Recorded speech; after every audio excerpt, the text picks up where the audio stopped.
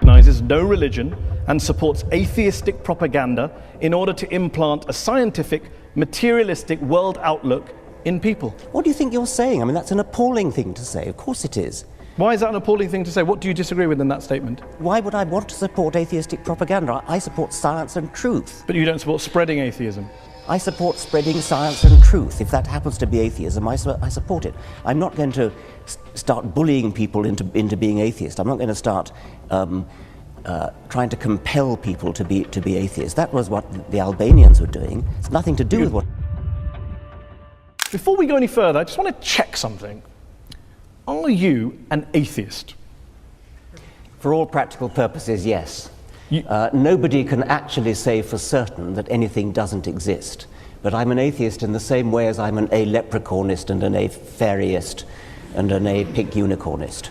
So you're not 100% sure God doesn't exist, but you're sure enough to make it practically... I'm as sure as you are sure that fairies and leprechauns don't exist.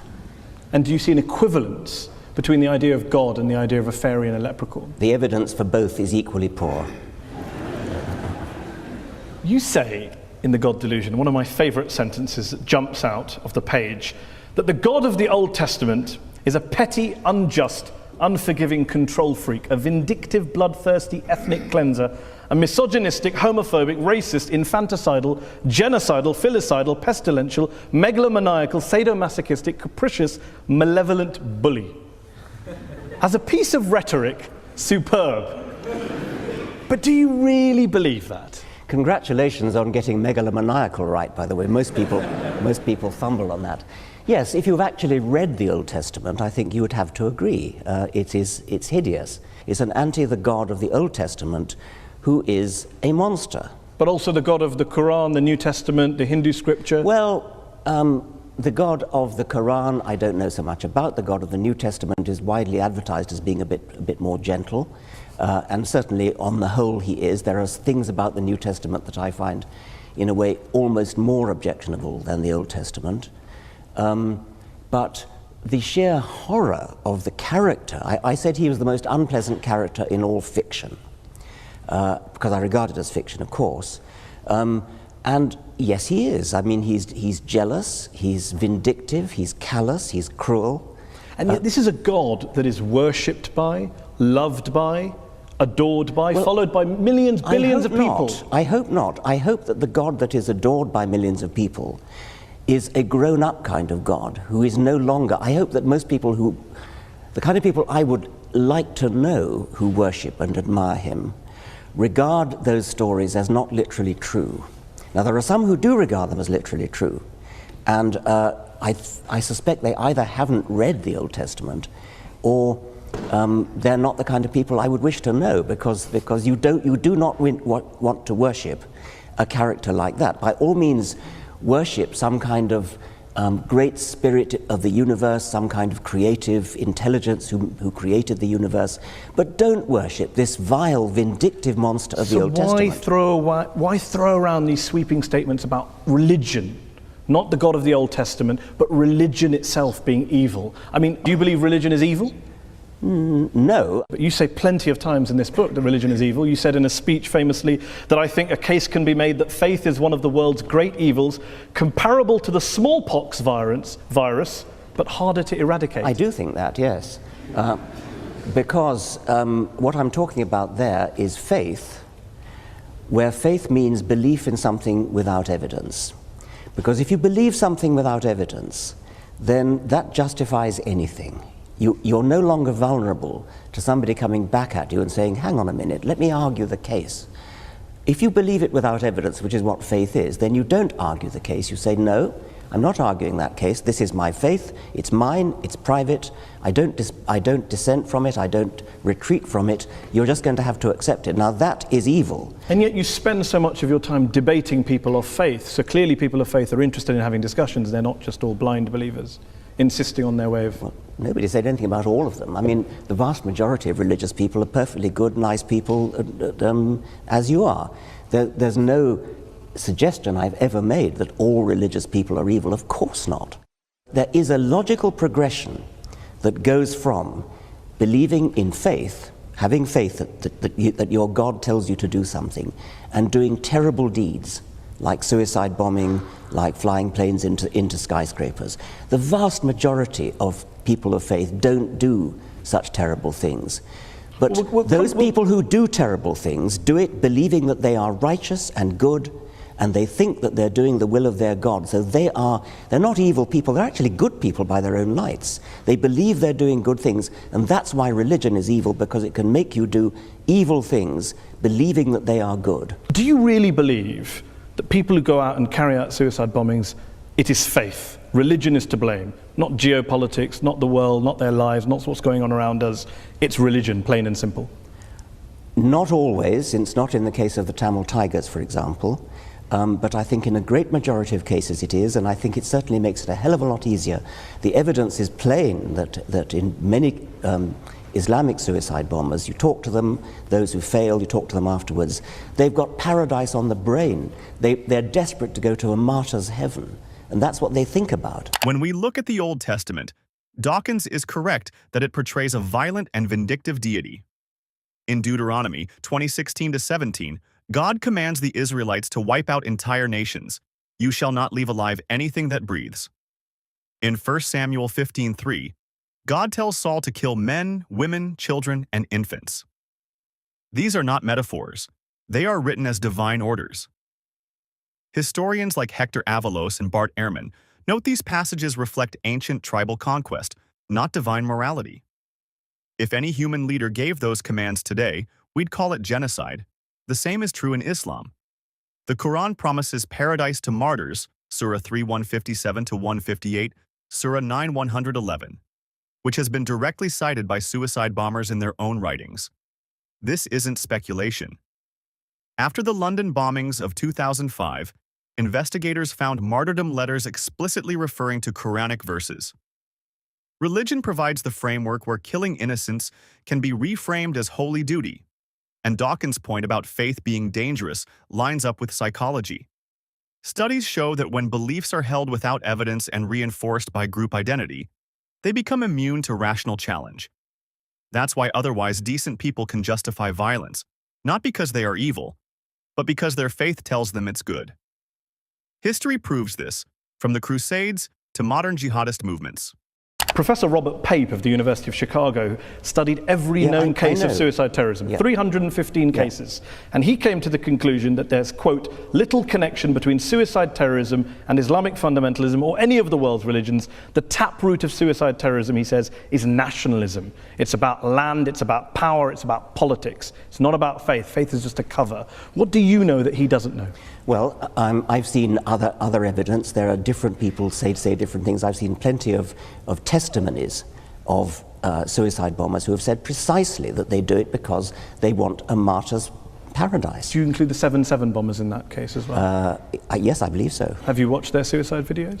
I'm not sure that I have, no. They talk about Afghanistan, they talk about Iraq, they talk about crusades, they talk about war between the West and the Muslim world, they talk about invading armies. I mean, there's a lot of real world stuff in there. I'm not saying, of course not, that faith doesn't play a role, but I'm just interested in this idea that you think faith is the issue. You said in a very famous column you wrote 4 days after 9/11 that this came from religion.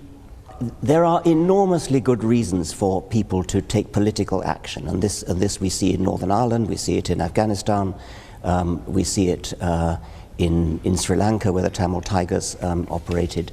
So yes, there are political reasons, but the promise of a martyr's heaven, which is, you cannot deny that this is part of Islamic doctrine. Martyrs go straight to paradise. Yes, but not terrorists, not murderers, not criminals. Well, they believe that because they're told it by their imams. But then what about the majority of the world's Muslim clerics and ulama who came out and condemned 9/11 straight afterwards? Well, I'm delighted they did, but they were pretty quiet about it. What about the argument that says human beings are prone to violence, they're prone to carrying out crimes against their fellow man? You can blame religion, you can blame politics, you can blame economics, lots of factors, lots of excuses. What I don't get is, why do you only focus on religion? For fairness, why don't you also isolate the other factors? There are lots of other factors, and I'm quite happy to say that, yes. There are lots of, I mean, if you look at the wars of history, some of them have been about religion, plenty of them have not been about religion. I never said religion is the sole cause of wars and violence. You may not have said that, but you would accept that the new atheists, people like Sam Harris, the late Christopher Hitchens, have blamed a lot of history's wars on God and religion, and you make a similar suggestion in The God Delusion. Yeah, I would blame a lot of history's wars, but the most terrible wars in history, the two major wars of the 20th century, are nothing to do with religion. You accept that point? Yeah, of course. And the Cold War and Vietnam? Yes, I would, of course, yes. So when you have a situation where some of the world's worst crimes were carried out not by believers, how then does that square with your idea that it's religion that causes good people to do bad things, it's religion that's driving violence, your original statement against religion at the start of this? Dogmatic belief in something like religion or something like Marxism or something like Nazism, these are all, or indeed patriotism, I mean, my country, right or wrong, these are all pernicious beliefs which can drive people to do terrible things. And in the Second World War, Hitlerism was driven by racism, by a sort of sub-Wagnerian pagan religion which Hitler revived. Stalin's atrocities were motivated by a dogmatic belief in Marxism. And atheism. Stalin happened to be an atheist, but he was never motivated specifically. The Soviet Union was not based on scientific rationalism, on the elimination of religion and God? Stalin persecuted the church. Stalin persecuted just about everybody. Are you saying that the Soviet Union, the leaders of the Soviet Union, were not driven by a hatred of religion and a belief that science and human progress and materialism was the way forward? They believed that materialism, science, human progress, those are kind of there was a Marxist slant on those words, and they were hideously misused. Mao Zedong, when he invaded Tibet, told the Dalai Lama that religion is poison. The subtext to the late Christopher Hitchens' book was religion poisons everything. Can you blame people of religion for saying, hold on, we've heard these ideas before, that religion poisons everything and it leads in one direction? It's an incidental fact that Mao Zedong and Stalin happened to be atheists. They were not. It wasn't core to communism. I think it was not core to communism, no. So when Karl Marx was talking about religion being the opiate of the masses, that was just a throwaway line? Yeah, I mean, that was an out of context statement. I mean, what on earth do you think that's got to do with atheism? I don't know. Let me put a statement in context to you. Albania, one of the world's worst dictatorships, tyrannies that we've seen in the last 100 years. Article 37 of Albania's communist constitution declared, quote, "The state recognizes no religion and supports atheistic propaganda in order to implant a scientific, materialistic world outlook in people." What do you think you're saying? I mean, that's an appalling thing to say. Of course it is. Why is that an appalling thing to say? What do you disagree with in that statement? Why would I want to support atheistic propaganda? I support science and truth. But you don't support spreading atheism. I support spreading science and truth. If that happens to be atheism, I support it. I'm not going to start bullying people into being atheist. I'm not going to start trying to compel people to be atheists. That was what the Albanians were doing. It's nothing to do with what I want to do. Of course, but you'd like to persuade them not to be believers and become atheists. I'd like to raise consciousness in a gentle, civilized way, using argument, rational argument, from Robert Pape's study is often cited to say suicide terrorism is just about politics and land. But that's incomplete. While political grievances play a role, faith supercharges the act by promising eternal rewards. For example, the 9/11 hijackers left martyrdom letters quoting Quranic verses like Surah 9:111, which promises paradise for those who die fighting for God. Politics may light the fire, but religion pours gasoline on it by turning death into a gateway to eternal bliss. And when critics point to Stalin or Mao as proof that atheism is just as violent, they miss the distinction Dawkins makes. These dictators weren't acting on scientific rationalism. They were acting on dogmatic ideologies. Stalin didn't commit atrocities because he lacked belief in God. He did it because of an unquestioned political faith in Marxism. That's the same mechanism that religion uses, blind loyalty to an absolute authority. The Crusades, the Inquisition, ISIS, all justified mass violence not with politics alone, but with sacred texts that declared killing was righteous. And when regimes like Stalin's persecuted religion, they weren't advancing reason. They were simply replacing one dogma with another. Evidence. In your book, you cite lots of evidence for the bad things religion's done. What I wonder is, if you were being fair, wouldn't you have also included some of the good things that religion's done? My passion is for scientific truth. I don't much care about what's good and evil, actually. I care about what's true. Do you actually believe in your Muslim faith? Do you believe that Muhammad split the moon in two? Do you believe that Muhammad flew to heaven on a winged horse, for example? I'd pay you the compliment of assuming that you don't. No, I do. I believe in miracles. You believe that? Yes. You believe that Muhammad went to heaven on a winged horse? Yes, I believe in God. I believe in miracles. I believe in revelation.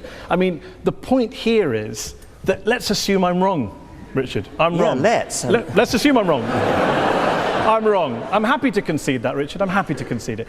I'm wrong. All religions are wrong. God does not exist. We're all mad. The issue is we exist. We've existed for a while. I think even Christopher Hitchens said, and you've said in your writings, we're not going anywhere. So my question to you is, why not acknowledge, for example, the good things that religion has done? Do you accept that religion has done good things, despite all of our mad beliefs and our miracles? I accept that individual religious people have done an enormous number of good things. Not driven by religion? Well, I mean, who knows? You're very mean-spirited. You won't give any credit at all. Take somebody like Martin Luther King, for example. Reverend Martin Luther King. Yes. Obviously, he was a cleric. I imagine that fed into the good things that he did. Plenty of other things did. He was a great admirer of Gandhi, and he was a great admirer of non-violence. He was a brilliant and wonderful, great man. Would you disconnect MLK's non-violence and Gandhi's non-violence from their very strongly held religious beliefs? They didn't. Well, I think it's not a thing that I really care about, actually. I mean, I think they were... You do care about it, Richard. You're saying that people carry out violence in the name of God, and I cite to you an example of very famous people who have done good and non-violence in the name of God, and you say, I'm not interested. If God doesn't exist, then doing something good in his name it's great that something good gets done, but there's no evidence at all that believing in God makes you more likely to do good things. I can't see any noble, logical connection between being religious and doing good things. Let's concede that God does not exist. Let's concede that religion is false.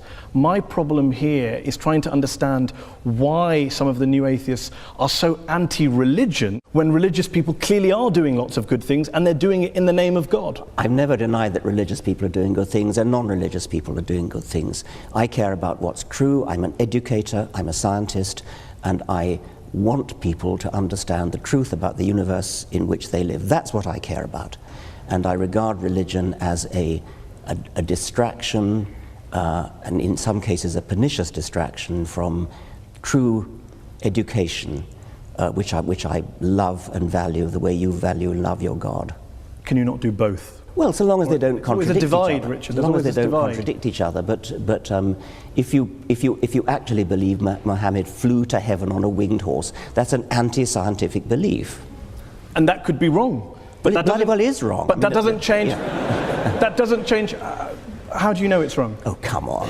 You're a man of the 21st century. No, I'm just asking. It comes back to my original question. The rational position is the agnostic. The rational position is the agnostic position. Why up there? The rational position. I didn't say up there. I didn't pick a place. Okay, you picked a place. Why would a winged horse be the way to get to heaven if it's not up there? I asked a question about. You asked about proof. I'm all for saying I can't prove it, but can you prove he didn't do it? I mean, this is the end-all debate. Didn't fly to heaven on a winged horse? I'm just asking on your criteria. I'm just asking on your criteria. No, I can't prove it, and I can't prove it wasn't a golden unicorn. But I'm fascinated that you're rather talk about what animals the Prophet may or may not have used 1400 years ago, rather than talk about what Muslims or Islam is doing in the world today, good or bad. Well, That seems to be the distraction. If anyone's distracted, it seems to be you. Well, that's your view. I'm fascinated by how somebody, a respected, sophisticated journalist in the 21st century, can believe that a prophet flew to heaven on a winged horse. Let me ask you this. Are all people who hold beliefs in God and in miracles and the supernatural, do you regard them all as intellectually inferior to you? I regard those beliefs as intellectual nonsense. I don't regard the individuals as intellectually inferior to me, because many of them palpably are not. If you go back in history, then all bets are off, because before Darwin, for example, it is not at all surprising that before Darwin people believed in all kinds of things which they wouldn't believe in now. There are many people, many scientists today who say they're religious. And if you actually ask them what they believe, in many cases it turns out what they believe is in some sort of deistic God, some sort of intellectual spirit, some sort of creative intelligence that lay at the root of the universe, perhaps invented the laws of physics, something like that. I don't agree with this book, but it's an excellent book, very well argued. You're very passionate, clearly. There's one section in the book where you talk about bringing up children. Oh, yes. And you talked about education. You talk about a story when you tell a story about being in Ireland and talking about the Catholic child abuse scandal. And there's one quote on page 356, which I will read out to you. "Horrible as sexual abuse no doubt was, the damage was arguably less than the long-term psychological damage inflicted by bringing the child up Catholic in the first place." You believe that being brought up as a Catholic is worse than being abused by a priest? There are shades of being abused by a priest, and I quoted the example of a woman in America who wrote to me saying that when she was 7 years old, she was sexually abused by a priest in his car, and at the same time, a friend of hers, who also 7, who was Protestant, or was of Protestant family, I should say, died. And she was told that because her friend was Protestant, she had gone to hell and would be roasting in hell forever. And she told me that of those 2 abuses, she got over the physical abuse. It was yucky, but she got over it. But the mental abuse of being told about hell, she took years to get over.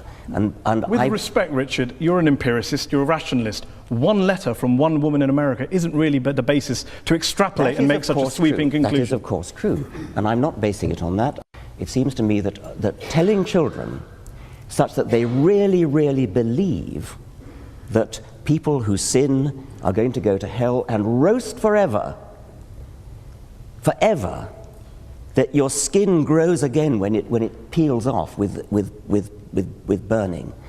It seems to me to be intuitively entirely reasonable that is a worse form of child abuse, that will give more nightmares, that will give more genuine distress, because they really believe it. If they don't believe it, it's not a problem, of course. You also say... Let me just... I mean, I've been put on the spot about this health fire thing.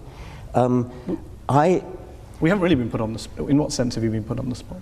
Well, I sense that you think it's somehow obvious that having a priest, if you're a small girl, having a priest put his hand... I would be very interested in asking the audience whether being told about heaven and hell as a child, being brought up as Catholic, is worse than being abused by a priest. Okay. Let's have a show of hands. Okay. Is it worse to be abused by a priest? And if you believe it's worse for a priest to abuse a child than to bring up your child Catholic, raise your hands. Are they both as bad as each other? Raise your hands. So we have a 3-way split in the audience. Dawkins isn't denying that religious people can do good. He's saying belief in supernatural claims, like Muhammad flying on a winged horse, doesn't make someone more moral. Martin Luther King, for example, was inspired by Christianity, but also by secular thinkers like Gandhi. Their message of justice didn't require belief in miracles. It required moral reasoning, which anyone can access regardless of faith. The bigger point is truth matters. And Dawkins sees religion as a distraction from truth. That's why he focuses less on whether religion feels good and more on whether it's true. Then there's his most controversial claim, that teaching children about hell can be worse than sexual abuse. He backs this with real examples in psychology. One woman told Dawkins she was molested as a child by a priest, but was more traumatized by being told her Protestant friend was burning in hell. That sounds extreme, but research supports it. Childhood religious trauma can cause anxiety, depression, and even PTSD symptoms well into adulthood. Clinical psychologists like Marlene Winnell call this religious trauma syndrome. Studies on adverse childhood experiences, ACEs, also show long-term fear and shame can damage mental health just as much as physical abuse. Dawkins isn't minimizing abuse. He's exposing how deep the psychological damage from fear-based indoctrination can run. Teaching kids to believe their loved ones are tortured forever isn't just wrong, it's abusive. And defending it because it's religion doesn't make it better. In short, good deeds don't prove religion is true, and false beliefs, especially ones rooted in fear, can do real harm. That's why Dawkins pushes back. Defender of science. But what would you say to those people who say there are some quite important questions, genuine questions, that science cannot answer? Why are we here? What's the meaning of life? Where does morality come from? And that if religion wants to have a crack at answering those, what's science's objection? I'm not sure I'd accept that science can't answer those particular questions. I think there are other questions science probably shouldn't try to answer, like what is right and what is wrong. Those are questions that are not the immediate concern of science. But what's the meaning of life? Why is there anything? How did it all start? Those seem to me to be scientific questions, or potentially scientific questions. If there are some questions of that sort that science can never answer, then we should at least keep trying to answer them. And if science can't answer them, religion having a crack at answering them, if there's no reason to think that religion has any basis for an answer, then why would religion have a crack? Why would you bother to listen to religion having a crack at answering them? I mean, one thing I would say is there may be questions that science can't answer, like the origin of everything. But if science can't answer them, then religion certainly can't, and nothing else can either. Why? Why is it it's either science or nothing? Well, yes, because science is the method of getting at what's true. I mean, if you take something like how did the universe begin, which is a very baffling, deep question. How did life begin? Another baffling, deep question. Both those questions are unanswered. The best methods we have of approaching those are the methods of science, because these are the methods that look at evidence, that evaluate evidence in all sorts of sophisticated ways. What has religion got to do with that, other than just looking at the writings of somebody who wrote a few centuries ago? I mean, why would you bother to read those writings? So the great philosophers and theologians in history who have grappled with these big questions and thought about spiritual issues, moral issues, the transcendent, they're all wasting their time? Yes, they're wasting their time. What about, why does my life have meaning? What's its worth? Well, where does my dignity come from? Your meaning and your dignity are up to you, and mine are up to me, and these are not questions that science would attempt to answer. Each person finds their own meaning in their own life. And good luck to them. And what's wrong with religion offering moral certainties if, as you say, science can't answer moral questions? Science can't offer moral certainty, but I don't see that religion can either. You don't think that the religious values we have today, the moral codes we live by today, were originally derived from Judeo-Christian values, Islamic values, Hindu values? Not really, no. I mean, things like the Golden Rule, things like treat others as you would wish to be treated yourself. These are ancient values which crop up all over the world. They've been adopted by many religions. You can find justifications for them in moral philosophy. You can find justifications for them in evolutionary biology, which is my own subject. I don't seriously think you're going to base your morality on religion, because if you do, then you've got to say, well, do I base it on Scripture? I hope you don't base it on Scripture, because if you do, then you're going to have some pretty horrible values unless you deliberately cut out those parts of Scripture which are unacceptable to modern morality. When asked about the big questions, why we're here, the meaning of life, or the origin of morality, Dawkins pushes back on the idea that only religion can answer them. He argues that questions like, how did the universe begin, or how did life start, are scientific questions. They may not be solved yet, but the best way to approach them is through evidence and reason, not by having a crack with ancient scriptures. If science can't answer a question, religion certainly can't, because it doesn't use methods that reliably uncover truth. On morality, Dawkins admits science doesn't hand us moral certainty, but he rejects the idea that morality comes from religion. He points to the golden rule: treat others as you'd want to be treated, which appears in cultures worldwide, independent of faith. Evolutionary biology also helps explain empathy and cooperation as survival traits. Religion may adopt these values, but it doesn't invent them. And here's where he makes a sharp point. If you really based morality on scripture, you'd have to accept the cruel and regressive parts of those texts too, unless you deliberately ignore them. That shows morality evolves with human reasoning, not because of divine command. For Dawkins, meaning and dignity don't come from religion or science. They come from each individual. Each of us must create our own purpose, and that's enough. So here's the big question for you. Do you think morality needs religion? Or can human reason and shared values guide us just as well, maybe even better? Drop your thoughts in the comments, hit like if this got you thinking, and don't forget to subscribe for more deep dives into debates that shape how we see truth, morality, and meaning.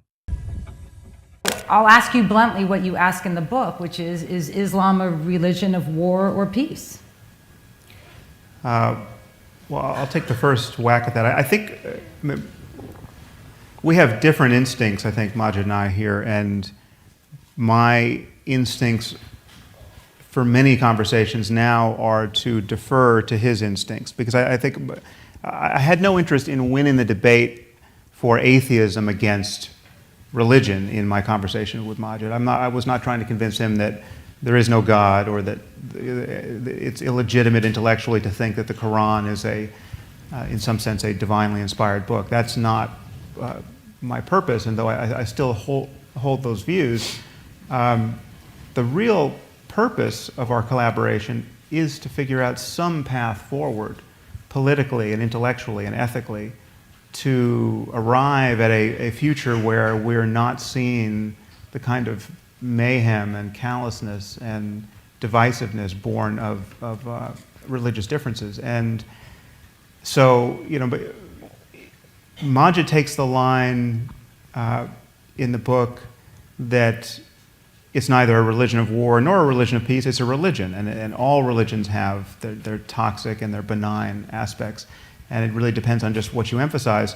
I'm a little more, I think if you just catch Majid at that moment, if that's all he says, what he's saying is indistinguishable from many apologists who are actually playing hide the ball with the articles of faith here.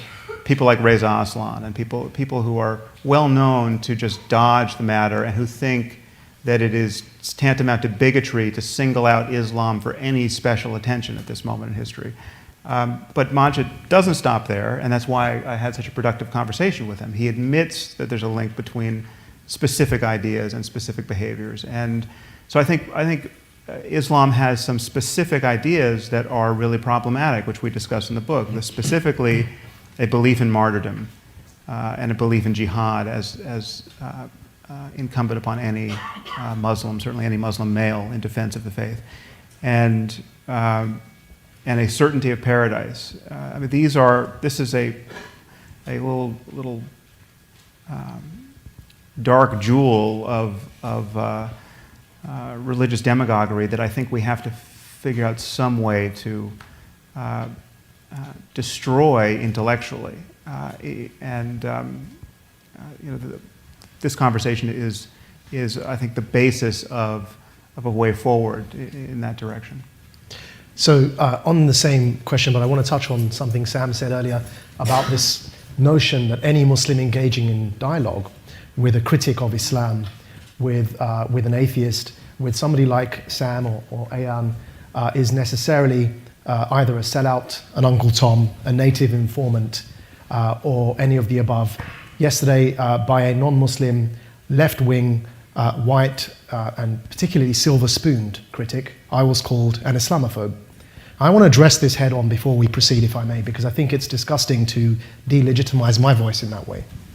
And what I would like to say to them, and I hope they're listening, is the day that you have had to dodge neo-Nazi hammer attacks, on the streets of Essex, as I have, the day that you've been arrested at gunpoint and profiled by police at the age of 15, as I have, the day that you've forcibly had your DNA taken from you and profiled at airports, as I have, and the day that you face the grip of a torturer in Egypt's dungeons because of your Islamist political views, as I have, is the day you get to talk to me about Islamophobia.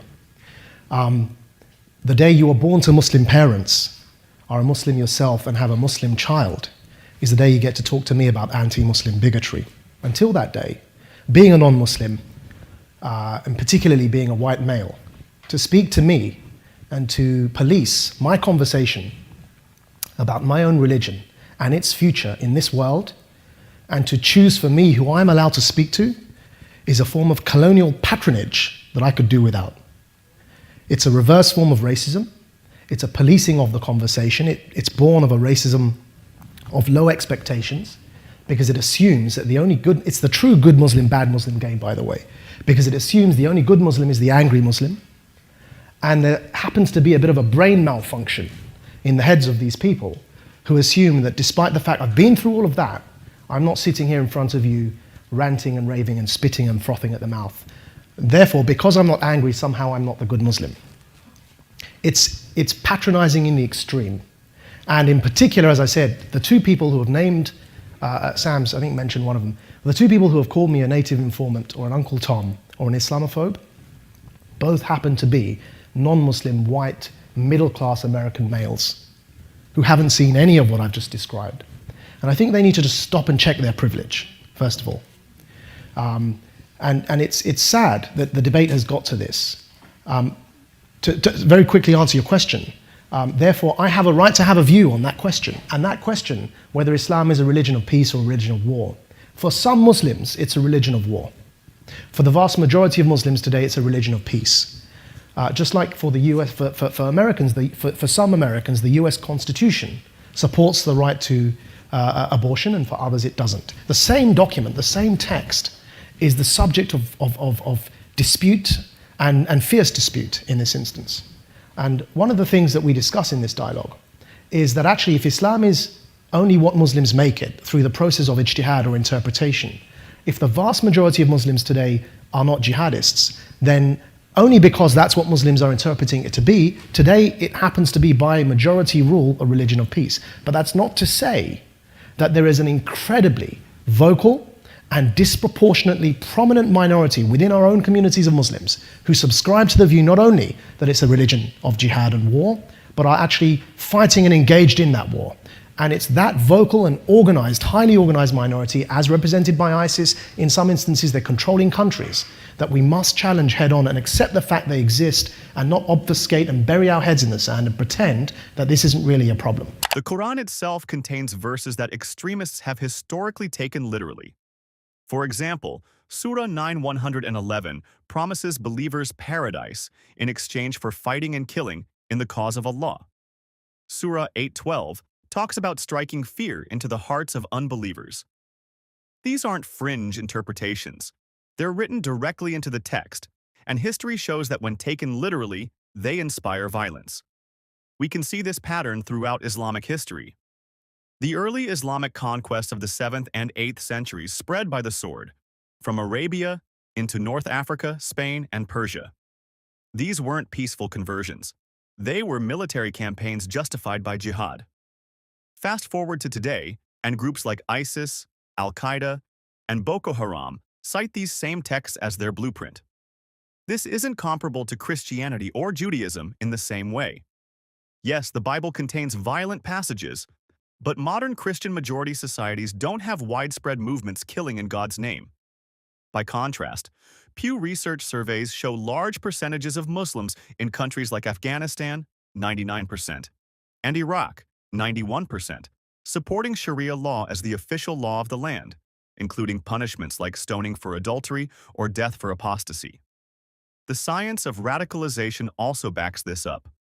Studies from scholars like Robert Pape at the University of Chicago found that suicide terrorism is most heavily concentrated in Islamic groups because of the religious promise of reward in the afterlife. That dark jewel, Harris describes, martyrdom leading to paradise, isn't an abstract idea. It's the single most powerful recruiting tool jihadists use, especially for young men with few opportunities. And I hope everyone's read the books. Those of you who haven't read those books, there's a bad guy in the Harry Potter books called Voldemort. That people, the two things. First of all, they deny he exists. And they're also, while denying that he exists, because he's meant to be dead, but he actually isn't really dead. The second thing is they're too scared to name him. So instead what they say is, he who must not be named is dead. Now, I took that and said, look, that Voldemort effect, being too scared, too petrified to name the problem when actually it's staring at you in the face, is what's happened with Islamist extremism. And the problem is we have been unable to name the problem, led by President Obama himself all the way down. Whereas actually recently, Prime Minister Cameron, not least because we've been working through Quilliam very hard to advise him on this, but among many others, has named the Islamist ideology just last month in his speech and his intervention on this debate. I'm hoping the next president of the US does the same. What's the problem with not being able to name the problem? There are two problems here. External to Muslims and within Muslim communities. If we can't name Islamist extremism and we just say the ideology of extremism, the problem is that outside of Muslim communities, many non-Muslims will assume you're talking about Islam, the religion itself, and all Muslims. That's the first problem, because by not naming it, you're blurring those lines and you're increasing the obfuscation. And trust me, there are a whole bunch of nut jobs out there who would take delight, who would take pleasure in stigmatizing every single Muslim, which Sam doesn't do, nor does Ayan. They don't do that. I've personally spoken to both of them about this, and in many instances watched their speeches. But there are plenty of people out there that would like to do this. So that's danger number one. By not naming it and isolating it from the religion, you're blurring those lines and making it easier for people to blame every single Muslim.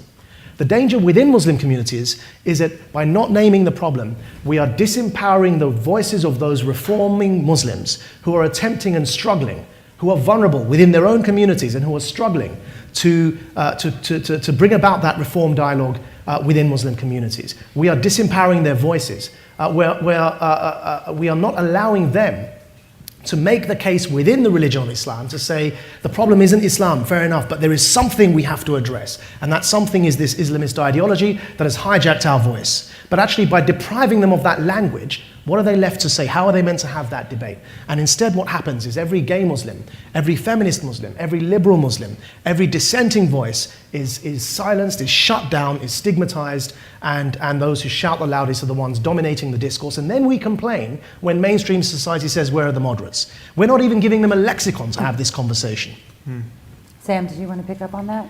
Yeah, well, I think we should be candid about how depressing the state of the conversation is around this conversation. Because, for instance, I think at one point you said to me that you either expected or in fact were receiving more criticism from with regard to talking to me than talking to Islamists or even Absolutely, jihadists. yeah. So he could go and talk to a failed suicide bomber, right? And everyone's happy. And that's completely legitimate use of his time, and of course we need to have conversations. How else could we move forward? But talking to famous atheists over here, that's as controversial as it gets. And that is of a piece with this liberal or pseudo-liberal criticism that both of us are getting on this topic, where people can't seem to see that, for one, that we're talking about ideas and their consequences. And everything we say about Islam or Islamism or jihadism, or depending on what the focus is, conservative Islam, applies to white converts to the faith, and it applies to people in 100 different countries and of a wide variety of ethnicities. If ever I say something disparaging about Islam compared to Hinduism or Buddhism, well, then that has nothing to do with racism or the colors of people's skin. I mean, so racism and bigotry against people based on ethnicity or the country they're born, that has nothing to do with this conversation at all. And so this meme of Islamophobia that has been thrown up to prevent conversations of this kind is really quite destructive. And it's something that, I mean, the hypocrisy here should be just shattering to liberals in particular, because you have, as Majid just said, we are abandoning the women and the free thinkers and the gays and the public intellectuals and the apostates these are the most vulnerable people on earth in Muslim societies, where you have atheist bloggers, or not even atheist bloggers, just secular bloggers. People like Raif Badawi. Getting hacked to death, and liberals are not only not giving them any tools by which to better their lives, they are castigating the people who are trying to shine a light on the disproportionate nature of the problem here. To be gay, or even a woman in a country like Afghanistan, or Saudi Arabia, or Bangladesh, these are unlucky places to be in a minority of that kind. And so it's as we argue at some length in the book, liberalism has really failed us here. And it's not, and you can criticize Christianity all you want, and liberals will never bat an eye. You can criticize Mormonism all you want, but the moment you try to shine a light on the problem of, I think, appropriately described as Islamism for this conversation, just the full armamentarium of political correctness and cries of racism just hits you full in the face, and it is a thankless job. Nobody wants to do this. Nobody wants to have this conversation because it is so poisonous, especially on college campuses. History shows that ideologies grow stronger when society pretends they don't exist. For example, the Nazi Party in the 1920s was often dismissed as a fringe group until it was too late. With Islamism, the same mistake is happening. We have leaders, like President Obama at the time, who avoided even using the word. Yet groups like ISIS openly cite the Quran, including Surah 9:5. Slay the polytheists wherever you find them, as their justification. If we don't name this ideology, we give it cover. The facts back this up. Pew Research surveys show that in countries like Pakistan, 76% of Muslims support making Sharia the law of the land, and large percentages endorse punishments like death for leaving Islam. In Saudi Arabia, women cannot travel, marry, or work without male guardianship, a system enforced through religious law. Homosexuality is still punishable by death in Iran and Saudi Arabia. By refusing to call this Islamism, Western liberals silence reformist Muslims and leave minorities, women, apostates, gay Muslims, completely defenseless. Sam Harris is right. The Islamophobia label has become a shield for bad ideas. No one hesitates to criticize Christianity for opposing gay marriage. Yet when secular bloggers in Bangladesh are hacked to death for writing against Islam, Western intellectuals look away, afraid to offend. If we can't name Islamism, we can't fight it. And if we can't fight it, then the most vulnerable people, the women under veils, the apostates in hiding, the gay teenagers in fear, are the ones who pay the price.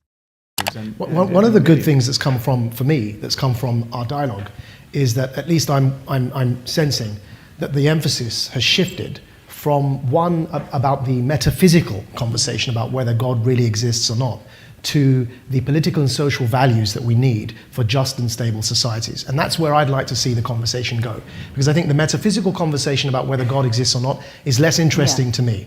What's more interesting is that you can have the Church of England in the United Kingdom, but they won't be chopping people's heads off, and they won't be lashing people like Raif Badawi just for writing a blog in Saudi Arabia. And so if we can get to that stage, then we can have these conversations without fear of attack and and lynch mobs coming to the doors. So I'd like that emphasis, and I think this book leads to that. I don't know if you agree, Sam, but I think that what comes from this dialogue is that the emphasis is very clear and loud, is on reasserting liberalism and civil liberties and human rights that cut both ways. Not just in favor of minority communities, but also in certain instances, minority communities have responsibilities to others, to mainstream society, to reciprocate those civil liberties in their interactions. And I think that's the focus that I'd like to continue through these dialogues with others, to make it sort of a real focus on liberalism and values and ideas rather than whether God exists or not. But Sam, I think that's right, and the substance of the book gets into that. Sam, though, you highlight in the book that the two basic tenets of Islam, it's hatred or rejection of infidels, and this notion of a post-earth paradise, means that linking Islam with liberalism right, with gay rights, women's rights, whatever you want to call it, may be desirable, but it's essentially based on a pretense. It's essentially intellectually dishonest. Is that fair, or do you think that they are compatible? Well, the path forward that Majid really found in our conversation, and you'll see that it took some effort to convince me to sort of follow him through that, keyhole-sized aperture in this just wall of medieval ignorance, is that basically that by the lights of Islam, there is no true Islam. There's no pope. There's no place to stand within Islam to say that your view of the faith is the truly canonical one.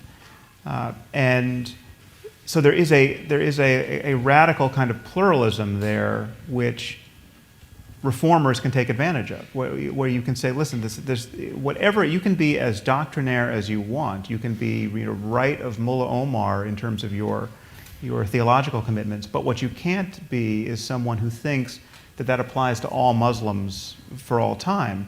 Now, I remain quite skeptical that we can have conversations with people of Mullah Omar's sort. We're not going to have a dialogue with al-Baghdadi or the rest of ISIS, but as a general matter, from Majid's side, that the way forward is to recognize that this pluralism demands a commitment to secularism. It demands, because there is no one version of Islam, you can't, you have to keep your version in this zero-sum contest with all these other versions out of public policy and out of politics. And then that commitment to secularism can hopefully open a space for genuine liberalism and a genuine commitment to all these other values that we want, which aren't best expressed in any religion, frankly. They're the result of a modern conversation about ethics and politics and human rights. Yeah, I think you've just done a wonderful job summarizing my stance there, so I won't repeat it. But I think it's important, if you read the dialogue, you'll see that there are some surprising positions that traditional Islamic theologians have taken, which have been very literalist stances, but have led to very liberal outcomes. I'll just mention one, and I think it's important at this stage for me to say, look, I'm not a religious leader. I'm not even devout. I want to make that very clear. Some of you will see me, and you'll see me doing things that aren't typically devout. I won't elaborate. But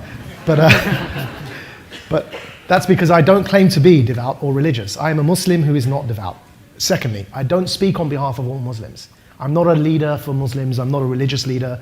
I'm not a community representative. In fact, I find the whole concept of community representatives troubling and problematic. In particular, they tend to be aging men, graying men who are especially socially conservative, who deign to speak on behalf of everyone. So I don't subscribe to that model in the first place. So I don't want anyone to think what I say means all Muslims must think this. But that's part of the beauty, you see.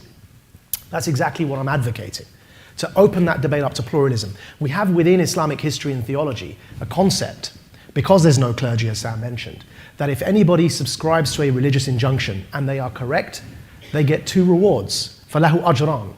And if they are incorrect, فَمَنْ أَخْطَأَ فَلَهُ أَجْرٌ. They still rewarded 1. Because that process of legal interpretation from the scripture is not wrong if you're legally qualified to do it. And the rest of the people, known as the awam, the followers, the muqallideen, those who follow a theologian, aren't judged for whichever option they choose. So there's one example I'll give you from the dialogue that I mentioned in discussion with Sam. And that is that from the earliest exegesis of the Quran, from the earliest tafsir, the Hanafi school of law, comes a man known as Abu Bakr al-Jassas, who was the first mufassir, or the first exegete of the Quran, to elaborate and explain upon its meanings. And he took a very literalist view of the word khamr in Arabic, which is commonly translated today to mean alcohol.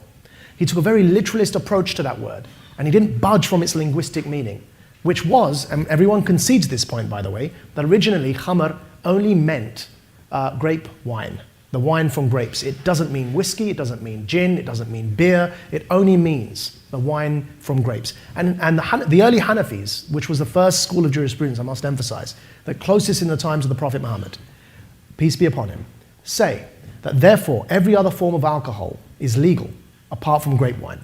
Now that sounds like a particularly outright position today when considering where the state of affairs are for the vast majority of Muslims who don't touch any form of alcohol. But I give this example not to take a position on it, but simply to emphasize something.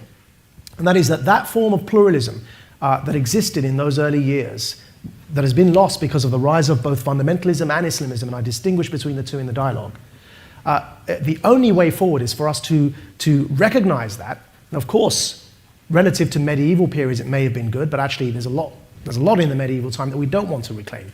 But we have to just recognize that exists, because no one has the right to claim that they have the definitive view on any scripture, on any text. So the logical conclusion from all of this can only be secularism, because there's no pope in Islam. And that's essentially, in a nutshell, what I'm arguing in the dialogue with Sam, and what I hope that Sam has kind of recognized in what I'm saying as well. What makes this final stretch so important is that it exposes the heart of the issue. The real challenge isn't whether God exists, but whether Islam can ever coexist with liberal values like human rights and freedom of speech. Harris is right to press the point. When you read the Quran and Hadith plainly, you don't find tolerance or universal love. You find repeated commands to separate from or even fight against unbelievers. The promise of paradise for martyrdom gives extremists a divine license to kill, and no amount of reinterpretation can erase that. History shows this clearly. Christianity, for all its dark chapters, went through the Reformation and the Enlightenment, producing societies where religion was forced out of politics. That shift allowed space for free thought and modern values to develop. Islam never had its enlightenment. Instead, it hardened around dogma, and the pluralism Majid describes was crushed by fundamentalists. Even when scholars disagreed in early centuries, like those who argued that only grape wine was forbidden while other alcohols were permissible, that kind of intellectual diversity has been suffocated by Wahhabi literalism. The reality is that because Islam has no central authority, anyone can claim their view is authentic, which means reformers are left competing with jihadists who use the same scripture. That's why Harris is right to say the only viable way forward is secularism. Liberal values, free speech, women's rights, gay rights, are not rooted in Islam. They are born out of modern secular ethics that rejected religious authority altogether. Without secularism, pluralism is just a slogan, because power always drifts back to those who enforce the harshest interpretation. And that leads us to the bigger question.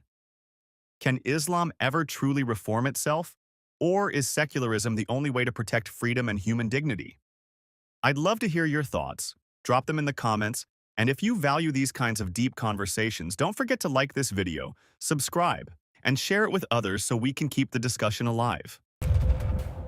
I think the one thing to notice is that the dialogue between science and religion has gone this way. It has been one of relentless and one-directional erosion of religious authority. I would challenge anyone here to think of a question upon which we once had a scientific answer, however inadequate, but for which now the best answer is a religious one. Now you can think of an uncountable number of questions that run the other way, where we once had a religious answer, and now the authority of religion has been battered and nullified by science and by moral progress and secular progress generally. And I think that's not an accident. And the one area where religion still seems to hold its ground is now under assault by science, and it's very good that it is under assault by science. And this is the whole issue of morality and human happiness and what constitutes the good life. These are, and let me just tell you why I think this is a scientific question. Even the place of science is ultimately a scientific question. Because surely there are objective facts to be learned about the basis of human happiness. The moment you recognize that morality and spirituality and value is a matter of happiness and suffering, and that we're moving suffering in the direction of happiness, then you realize that if there are objective facts to know about human happiness, and surely there are facts about the way that genes and ideas and uses of attention and economic systems, social structures, all of these conspire to make us happy or miserable. Again, it's true that scientific discourse is just in the beginning of addressing these issues. But it's not too soon to say that love is better than hate in terms of ethics. And we are studying these things at the level of the brain. Eventually, we will understand the brain basis of love and hate and the kinds of mechanisms, both cultural and personal, that ramify these states of mind. And there will be right and wrong answers. And we'll find, for instance, that honor killing is a bad strategy if you want to raise compassionate men. We know that already, but at some point we will know this biochemically. What do you think of that? Well, first of all, I can think of a couple of examples, although I don't think that that's crucial. But for example, Marxism, which was the scientific study of societies and was thought of as a science. Nobody thinks that's science. Nobody thinks it is now. You said an answer now that people once thought was scientific, but no longer do. That's a good example. Oh, no, but a religious answer. Let me just clarify my question. But a religious answer to life is much better now than this poor science that was Marxism, or for that matter, I would say, than the not very good science that was Freudianism. But go ahead. Well, I agree on both counts. It's just that the point to make is that the antidote to bad science or failed science or scientific incompleteness is good science and more science. It's not religion. By the way, I want to preempt that answer for religion. That's exactly the answer to bad religion or poor religion or failed religion is more religion, instead of saying that religion ought to be banished because, for example, people think mistakenly that good religion is flying planes into buildings. But I also think that the way that you set it up at the beginning is not the way that it used to be or that it has to be. That is, science and religion weren't classically in opposition, except in certain specific instances. And even those instances are much more complicated than we suspect. You know, Galileo and the Pope Urban, were friends. And there is a friendship issue as well as a lot of political issues that were involved in Galileo's eventual recantation. It wasn't just there was faith over here and there was Galileo over there, when in fact there were people in the church who agreed with Galileo. And Newton was a devout Christian, as you may know. And the relation between science and religion wasn't classically just oppositional. It was sometimes oppositional, but more often synergistic. And people believed that they coexisted as they should. But you can't answer the question of what's a good life scientifically. You can't. Why not? I can say what will make you feel a certain way. But whether that's good, let me give you an example. You talked about happiness. There are some people who've lived very unhappy lives that religiously you would evaluate as very good lives. I mean, Rabbi Akiva at the end of his life was not happy. Right? I mean, he was martyred. But if you were to bring Rabbi Akiva back to life and say, would you say that the end of your life was good or bad? He would say, I have no doubt, painful but good. And if you said to him, but what about scientifically? He would say, well, scientifically I was being burned alive. But you can't evaluate my life scientifically. And in fact, I just want to give one little sermonic coda here. Anybody, just one. Yeah. Just one for the moment. Okay. How could you know me so quickly? Anybody who has children or who believes that they're doing something important in this world, or who works in difficult circumstances to bring water to villages or food to hungry people, would say that Sam Harris argues that morality and happiness are scientific questions, not religious ones, and the data supports his view. Studies in neuroscience and psychology show that happiness is more about factors like relationships, health, and financial stability than religious practice. For instance, the Harvard study of adult development, which has followed people for over 80 years, found that social connections and mental health are the strongest predictors of happiness, not religious beliefs. Harris also points out that moral codes existed before most religions, proving that ethics don't rely on divine command. The Universal Declaration of Human Rights, for example, was created without religious input, yet it upholds universal human dignity and freedoms. Rabbi David Volpe counters this by emphasizing that certain aspects of human life, including suffering and sacrifice, cannot be fully understood without a spiritual lens. However, while Volpe's view stresses the importance of religion in guiding moral life, Harris insists that we can build a better understanding of well-being using science. The real question is, are we ready to let go of outdated religious frameworks and embrace a more evidence-based approach to morality and happiness? I think that it's certainly in our society and in Europe, it's not taboo to preach atheism. More books are poured forth every day. But here's the question. I do want you to look actually at the historical record.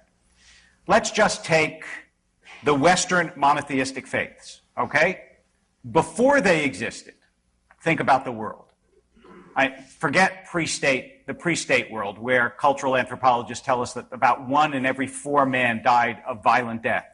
And then you had pre-monotheistic regimes like Assyria, Babylonia, which were savage beyond the imagination of anything you will find in the Bible or anywhere else.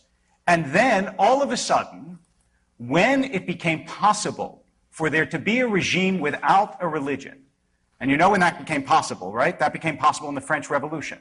That was when it first became possible to not have a religion. Now, is it just an extraordinary coincidence that genocide started to enter the modern world, first with the bloodbath that followed the French Revolution, then with the Napoleonic Wars, that the worst war that ever happened in this country, the Civil War, was not a religious war, that when you had regimes, whatever you want to call them, that explicitly rejected religion, you had Stalin, Mao, Pol Pot, I mean, I could go on and on and on. It just seems to me an extraordinary coincidence, far beyond the possibility of believing, to say that, no, what was wrong with all these regimes is that they didn't think like Sam Harris. Because it's true, they didn't think like Sam Harris. But the values that you take with skeptical inquiry are values that, in fact, were taken from the religious regimes that you find unpalatable and that were rejected by all these regimes that were genocidal, including, of course, the worst from the point of view of any single country, which was Hitler, Mao, and Stalin. Okay, there are a few claims there that we have to shelve. One is this idea that you just claim that I got my morality from a religious tradition. Ask yourself, when you pick up the Bible or the Hebrew Bible or any holy book and find ethical wisdom in there, what is that process like? I mean, you pick up Leviticus or Deuteronomy, and you find that if a woman is not a virgin on her wedding night, you're supposed to stone her to death on her father's doorstep. Okay, presumably you choose to reject that pearl of ancient wisdom. And then you find another line, I think this is also in Leviticus, love your neighbor as yourself. Or the golden rule, as preached in the New Testament. And this resonates with you as a good operating premise to generate further moral intuitions. If nothing else, it's a good ideal to live toward. Now, that process, the guarantor of your morality in that case is not the book. It's in your brain. And this kind of truth testing is something that we bring to religion. Now, religion does a lot of work on people, and you can get good people to believe some very terrible things in the name of God, and this is what worries me about religion. And I think we waste time talking about Stalin and Hitler and Pol Pot, frankly, because these were political religions. These were dogmatisms through and through, and when anyone started to make too much sense in opposition to these dogmatisms, they were carted off and killed. These were not contexts in which rational discourse prevailed and the best idea won. So to call them science is just to misuse the term. And it's, I mean, in the case of Hitler, it's just a total non sequitur, because Hitler never really repudiated Jesus, and he used Jesus in his speech, and he was facilitated by 1,000 years of religious fulminating against the Jews in the name of Christianity. I mean, religion is implicated, certainly, in the Holocaust. So it's not, I think, a conversation worth having. I'm sorry, I brought a quote. This is from Viktor Frankl, who is a survivor and a therapist. This book, The Doctor and the Soul. The gas chambers of Auschwitz were the ultimate consequence of a theory that man is nothing but the product of heredity and environment, or as the Nazis like to say, of blood and soil. I'm absolutely convinced that the gas chambers of Auschwitz, Treblinka, and Majdanek were ultimately prepared not in some ministry or other in Berlin, but rather at the desks and in lecture halls of nihilistic scientists and philosophers. Okay, well, that is an opinion that I think we can all reject on its face. Really? Clearly. Do you really think you think Auschwitz is the result absolutely. of I thinking think too that the clearly about the rejection, physical world? yes, the rejection of transcendence and the idea that human beings are all heredity and environment and breeding and eugenics and social Darwinism was absolutely a much greater contributor than the hatred of Jews? Than the rejected Christianity. Well, it wasn't just the destruction of the Jewish people. It was, don't forget, World War II, right? This was much wider than the hatred of one people. But yes, why was it focused on the Jews? In part because the explanation that Hitler gave wasn't theological. The explanation that he gave was racial.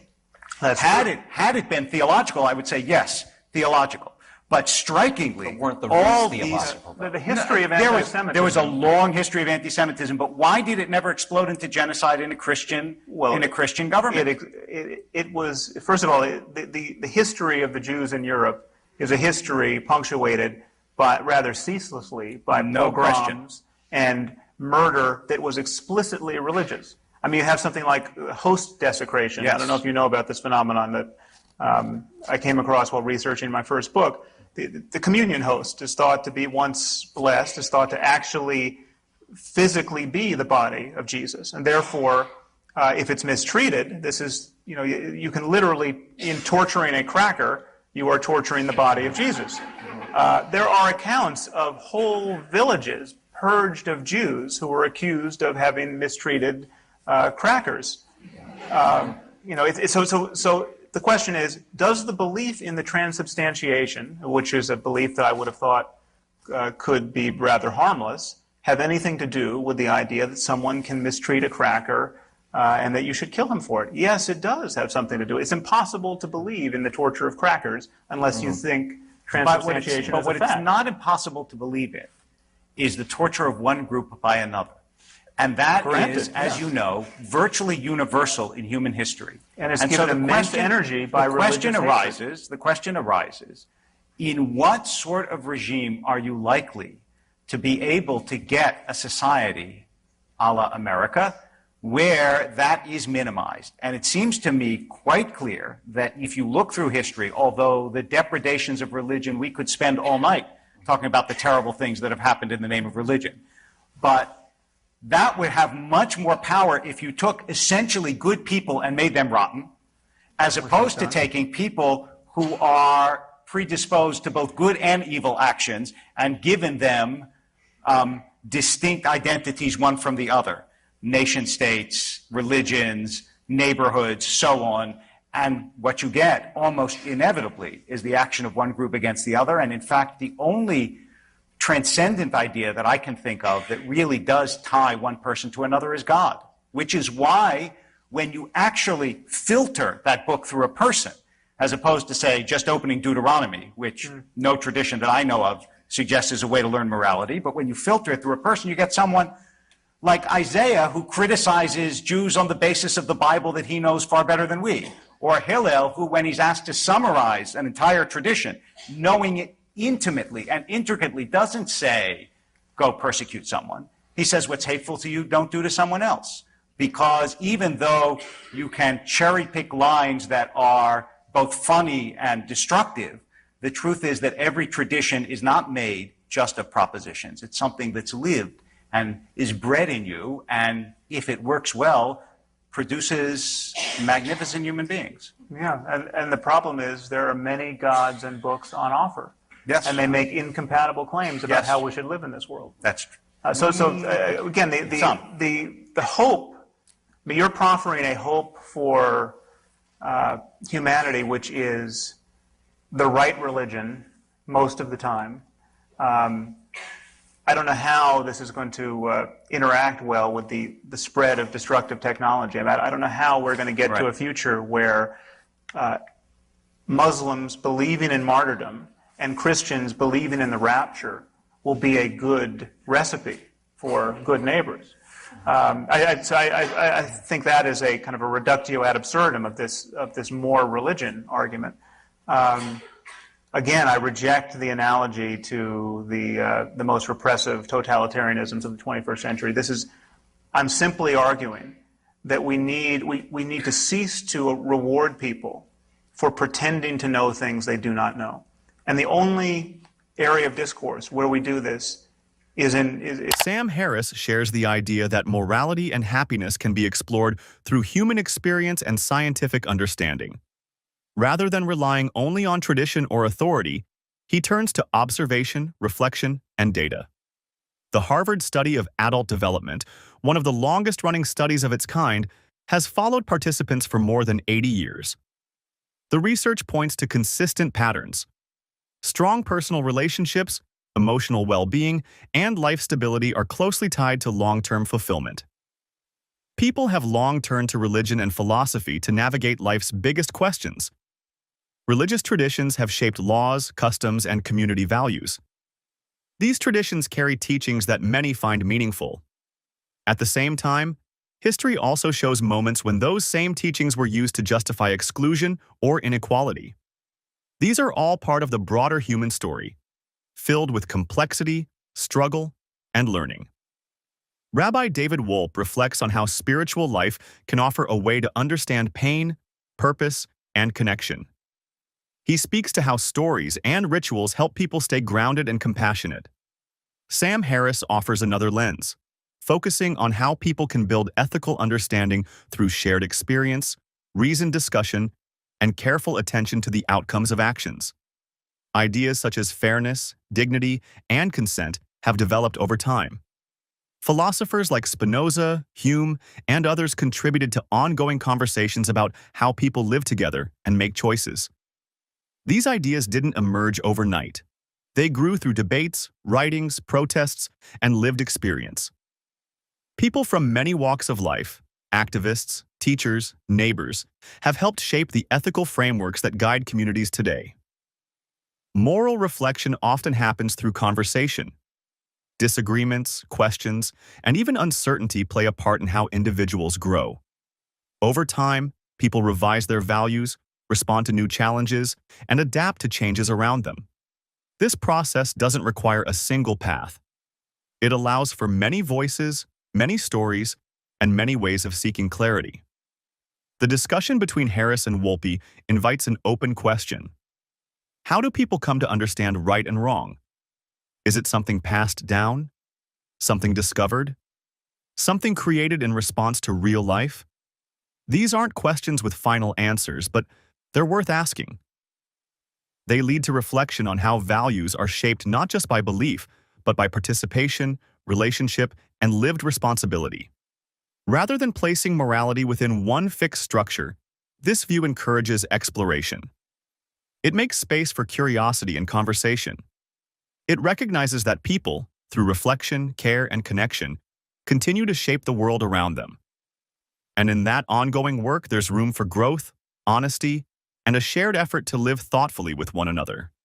Invisible order that gives them a life of a certain sanctity and holiness. This is a general claim. Religious human beings generally live in harmony with... No, I said my experience of certain human beings. I mean, I can keep going if you want me to keep going. Well, no, I think you've put enough on the table. Okay, but none of those are scientific evidence. Many of those claims trespass upon the territory of science overtly. I mean, the claim about your understanding other human beings being suggestive of a divine artificer. Is that a scientific claim? Absolutely. Extraordinary. I mean, is your understanding of mathematics also suggestive of a divine artificer? No, it has to do with my experience. Your ability to learn language? Do you understand? It has to do with my experience of you. When I'm looking at you right now, you may assume that what I see is material, but that's not what I see. And it's not what I believe. And I think that I understand it's not what you believe. There's something in you that is more than you believe. I really think so. This is Now, if you want to make that a scientific claim, you can. But I'm telling you, it's a metaphysical claim, and to confuse the two is a mistake. Okay, you can add any metaphysics you want.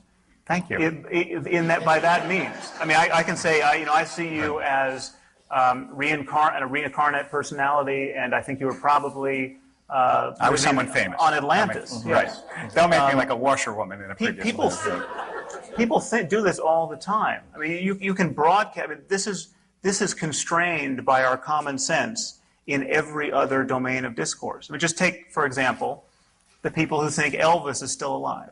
Okay, what's wrong with this claim? I mean, why is this claim not vitiating our academic departments and corporations? I mean, I'll tell you why, and it's very simple. We have not passed laws against believing Elvis is still alive.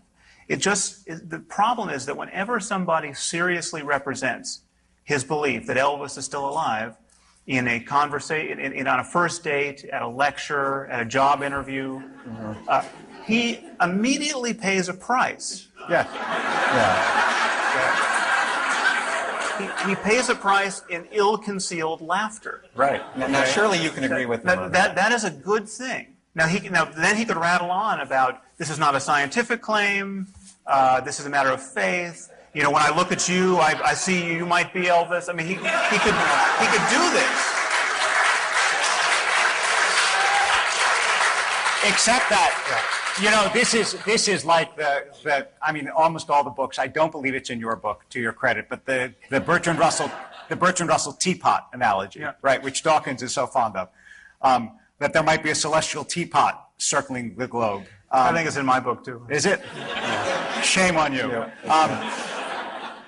If you make a claim about the existence of a physical entity like Elvis or a teapot, yes, that is evaluated the way you evaluate any other physical entity. That's why I keep saying, and I will say it again, that it is not a scientific claim to say that I believe you have a soul or that God exists. If it were a scientific claim, then you would be able to evaluate it the same way you could get a telescope and look for a teapot, but you can't. Let me ask a question that deals with, change gears on you guys here. A question that deals with human creativity. Okay. Religion has inspired a lot of great works. Look at the world of music, the visual arts. Okay, let's just for a second say the world comes over to your way of thinking. Right. How does that affect the arts? Music, literature, The Simpsons. You know, I'm just curious. What would the creative world be without that? I think it's a false fear. The idea that we wouldn't find any reason to build beautiful architecture or paint nice paintings, but for indulging certain religious superstitions. It's just not. I think Feynman once wrote that it was a poor poet who must fall silent when he finds out that the sun is actually a massive sphere of hydrogen fusing into helium. I mean, it's not. The claim is that you have to take something on faith to be creative, and I think it's a product of an argument that you used briefly early on, which is a fallacious one. This idea that the percentages of people who do these great, I think you used it in the connection in terms of goodness, not in terms of art. Yeah, in terms of goodness. Right. Most people. Was it not fallacious in goodness? Yeah. I'm just curious. No, it's that fallacious. too. Okay. Most people are doing this good work are doing it for religious reasons. Well, most people, most of the time, have been religious throughout human history. There has been no one else to do the job. This is true. Yeah. I mean, most people who have plucked chickens have plucked them while believing in God. That does not mean you need to believe in God to pluck a chicken. That is precisely why. That is precisely why it's important to look at the 20th century and the 19th century, when it was possible to have societies that didn't believe in God, and to see what happened. But you have and to when look I at what did else that, they you said, believed in. when I did that, you said, but they didn't believe what I believe. And what I'm saying is that if very you had few a, people do believe what you believe. Apparently. no, I being Sam Harris here, not what I, David Wolpe, believe. You said when I said Napoleon, the French Terror, the Civil War, Stalin, Hitler, Mao, Pol Pot, all these. As soon as it became possible to have non-religious regimes, look what happened to the world. You said, but what about people who believe what I do? And what I'm saying to you is that thus far in the world, extraordinarily enough, when you remove religion from a society, it is not ruled by Sam Harris's. That's not the way it seems to work. Now, you'll tell me this is a utilitarian argument, and indeed it is. This doesn't prove that religion is true, but it certainly does prove that there is a values vacuum in societies when you suck religion out of it or force it out that is, to my way of thinking, terrifying. It does not prove that simply because you have to look at what else these people believe. There is a values vacuum in religion. There's a values vacuum in an organization like the Catholic Church that preaches the sinfulness of condom use in sub-Saharan Africa. Yes, I agree with you. Okay, there's a values vacuum in that same institution that shelters its pedophile priests. Yeah. Literally an army of child rapists, Yes. based on its own intent upon maintaining its integrity as a religious institution. There's a values vacuum in, and I could go on. And it's not like religion is this perfect advertisement for the kinds of values you get once you believe that your book was dictated by the greater universe. It is an imperfect institution that is adopted by imperfect people in an imperfect world. And if you expect that it's going to be perfect, then you will be consistently disappointed. And that's why every religion that I know of emphasizes the fact that goodness is a continual and often failed struggle. And as does science. One would expect that science doesn't emphasize that goodness is a continual but failed struggle, right? Certain scientists may, but science as a whole doesn't say anything about the metaphysical nature of human goodness. And by the way, Richard Feynman said explicitly that science and religion ought to be able to coexist. So I'm glad that you quoted him, because that lets me get that little appercue in. I'm going to step in here now. I'm getting the signal over there that, do we have the microphone available for questions? Where's Gadi? Do we have someone on this side who has a question? Yes, please. Rabbi Walpe, at the beginning of this discussion, Sam Harris talked about the Bible and how human sacrifice is pervasive in the Bible, and how the ancient Hebrews practiced it, but you didn't respond to that. No. And I wonder what your response would be. Sure. I didn't say that it was pervasive. Don't want to. The answer is that human sacrifice was pervasive around the civilization of the Bible. And in fact, Gehenna, which is the Hebrew word for hell, is based on the fact that in the valley outside Jerusalem, that's where the pagan peoples around the Israelites did sacrifice children, which gives you some sense of the meaning of sacrificing children in Hebrew tradition. Yiftach was the only one who actually sacrificed a child and is condemned by it all through Jewish literature. Abraham, the point of the Abraham story, according to many commentators, which I take to be, is precisely to say that although the gods of the world up to that time do demand human sacrifice, God doesn't, which is why, as the psychologist Eric Wellish says, the key phrase in that story is, don't raise your hand against the boy or do anything to him. Right? That's what the angel says to Abraham when Abraham raises the knife. And that's the key message. So to say that either the Hebrew people, the Israelite people, or the Bible advocates human sacrifice, and I'm not putting that in your mouth, but to suggest that is it's just a travesty of the Bible. Well, I'd add a few codas there. The picture is not quite that rosy. First of all, the Abraham story does not end with any resolute condemnation of human sacrifice. There are a few lines where God condemns human sacrifice in Deuteronomy and elsewhere. There are a few lines, there are a few moments where he... Sam Harris throws a bold question on the table. Do moral values really come from religion, or are we just used to thinking they do? Take the story of Abraham and Isaac. Abraham nearly goes through with sacrificing his own son because he believes it's what he's been asked to do. The story often gets told as a lesson in faith, but Harris points out something a little unsettling. Nowhere does it say, this was a bad idea. Instead, Abraham gets praised for being ready to do it. That raises a bigger question. What exactly are we supposed to learn here? Then the topic takes a turn toward creativity. Rabbi David Wolpe talks about how religion has inspired centuries of music, art, and beauty. No one's denying that. But Harris gently points out that creativity has roots in all sorts of places.